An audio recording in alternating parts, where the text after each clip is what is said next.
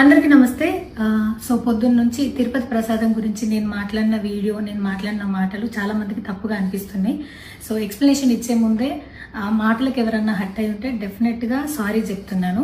And నన్ను రెగ్యులర్గా follow అయ్యేటోళ్ళకు నాకు వెంకటేశ్వర స్వామి ఎంత ఇష్టమో తెలుసు.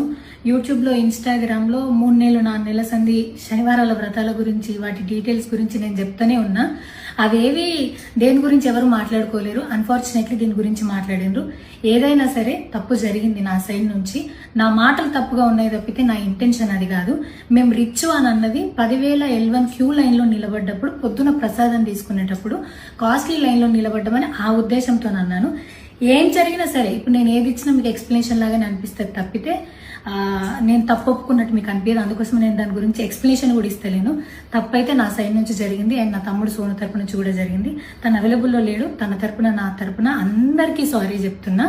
సో నా ఇంట్లో వెంకటేశ్వర స్వామి, నా చేతి మీద వెంకటేశ్వర స్వామి, అన్నిటికన్నా ముఖ్యంగా జీవితంలో నాకు అత్యంత విలువైంది నా బిడ్డ.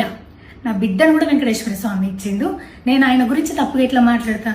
అస్సలు ఆయన గురించి తప్పుగా మాట్లాడా. ఆయన గురించే కాదు, నన్ను రెగ్యులర్గా ఫాలో అయ్యేటోళ్లకు నేను అన్ని మతాల దేవులను మొక్కుతా, అందరి దేవులను మొక్కుతా.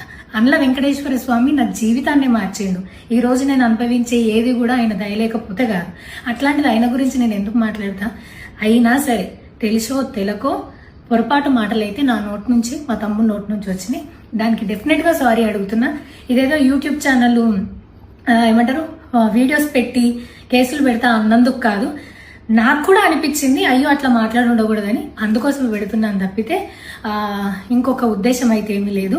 నేను మళ్ళొకసారి టీటీడీ మెంబర్స్కి అండ్ నా మాటల వల్ల హర్ట్ అయిన ప్రతి ఒక్కరికి నేను నా తరపు నుంచి సారీ చెప్తున్నా.